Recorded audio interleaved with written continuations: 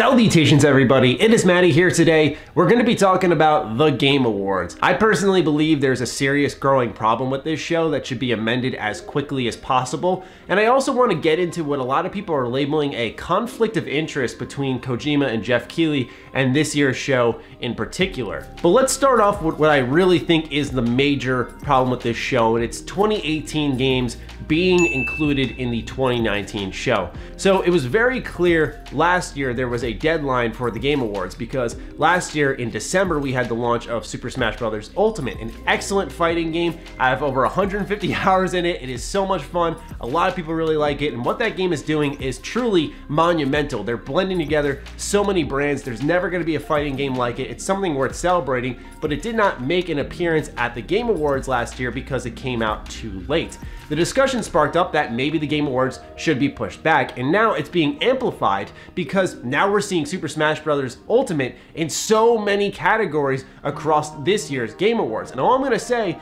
is Smash Bros. Ultimate is a true Game of the Year contender for really talking 2019 especially. It would be a really awkward look if Smash Bros. Ultimate walked away with Game of the Year, let alone a number of other awards. Not because it doesn't deserve it, but because it's a 2018 game. It brings me to my first point. I think there needs to be a deadline that's pushed back, or rather the show needs to be hosted in January. But why won't it be hosted in January? I personally believe it's advertising sake. It's still the holiday season at the point that the Game Awards are hosted. Advertisers help pay the bill for this show so that Jeff and his team, deservedly so, can make money and continue to put on the show year in, year out. So I don't think it's really feasible to put it in January where it would really benefit the conversation in video games, but still I don't think there would be enough money in the pool for this show to make considerable amounts of cash. And the reason this 2018 games conversation is flaring up is because of this deadline that then impacts a recently big, well-received game, which is Jedi Fallen Order. So now we've had 2 years in a row, two games that are very big, very important, do a lot of great things that could be in the talks for a lot of categories.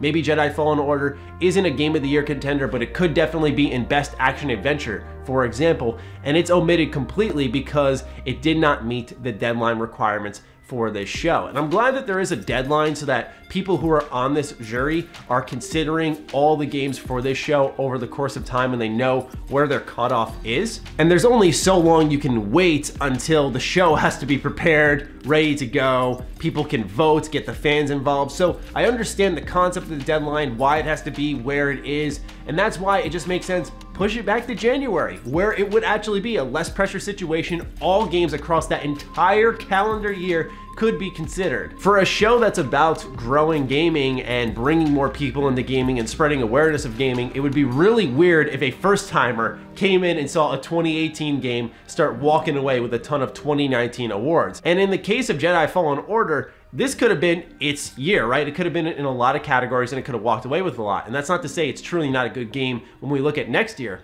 but next year is building up to be something special. It's right before a new generation of consoles launches, and we're gonna be seeing some insane games. It looks so crazy for that year. So it sucks to be the developers of Jedi Fallen Order Respawn because they may not get their chance to shine. Although there are other game awards such as DICE, very reputable ones. I still think that the conversation overall revolves a lot around Jeff Keighley's Game Awards because it started off as kind of a meme and it actually grew into something respectable. So really the ultimate problem I wanted to focus on was that deadline, 2018 games being included, not because they don't deserve to be there, but more so because it creates a weird look for the show and also creates a lot of omissions because of said deadline when there's a simple solution right in front of them.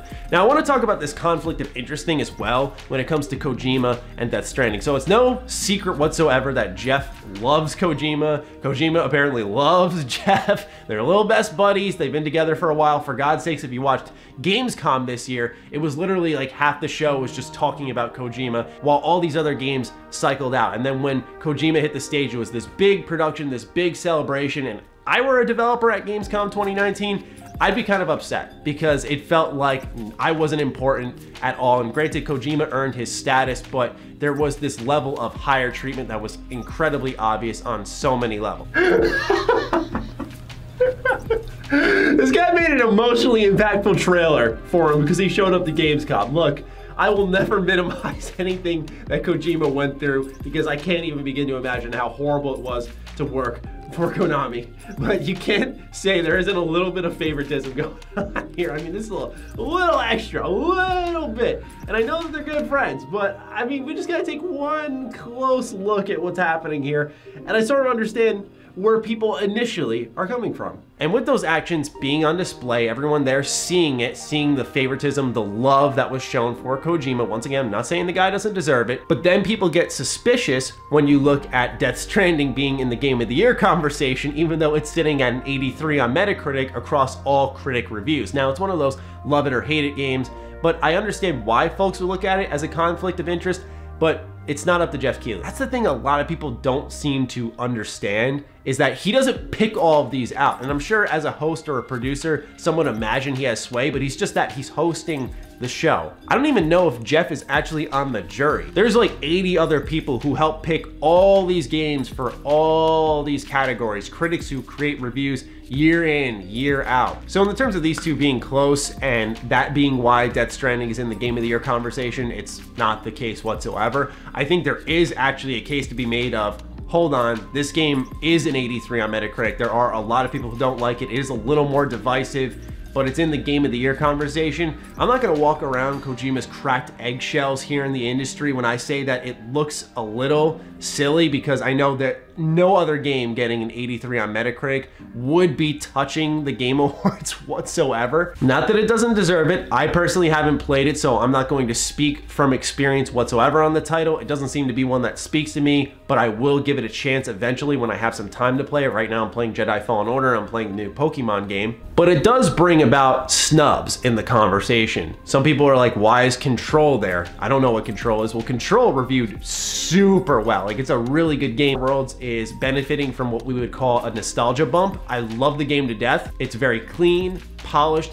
fun, replayable. It does everything it needs to do right. Should it be in the Game of the Year conversation? I think that's a little up for debate, because if I look at it, I say yes, I think those types of games are a dime a dozen. You hardly ever get them. And to get one that's fantastically done is incredibly rare, but it's also because we haven't seen someone try to do a game just like that in a decade. So I think it gets a little bit of a bump where we saw games like, for example, Fire Emblem Three Houses not being included in the conversation, and that game reviewed dumb well, like insanely well. I haven't played that either yet because I heard that you can't ship everyone you want in the game, and yeah, that really kind of ticked me off. Look, maybe I'm weird, but that's what I loved about Fire Emblem, but I'll give that one a chance as well. Got two big games on the backlog, if you couldn't tell. The other was obviously, as I mentioned earlier, Jedi Fallen Order. I think those two are snubs, but then you see Strange, my God. Jump Force might be one of the worst games. Status, models, awkward animations. Like, there's one point a cube goes up Vegeta's ass. It's insane, man. At that point, I know there's a rule.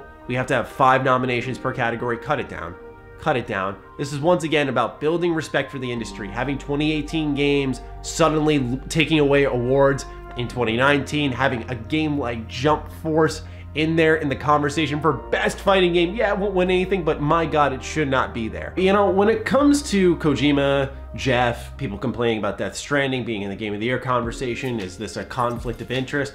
I think a lot of it spawns from the fact that the show was very much originally Jeff Keighley's brainchild, right? He was always the common denominator. He was there on Spike, he was there when they went independent. He's been cranking away at trying to get this show going for a while. Even if he was just a host, the way it's sort of posed on social media, a lot of it is centered around Jeff. He's the main guy on stage throughout the entire night, even if it is celebrating games and everyone who works on them. So I think that mindset from years ago carries into today, where the show is very much a production by a much larger team, probably larger than it's ever been. Not that there wasn't a team previously, but I think because the show was smaller, people would tailor a lot of it all to Jeff.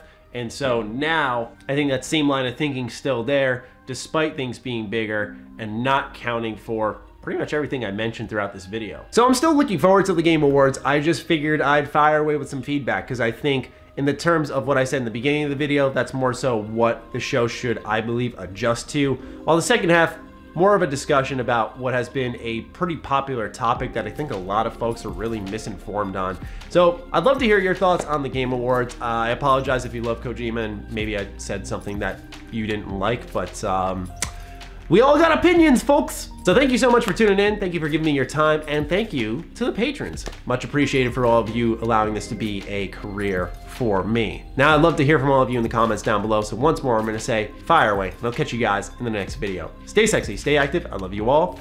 Peace.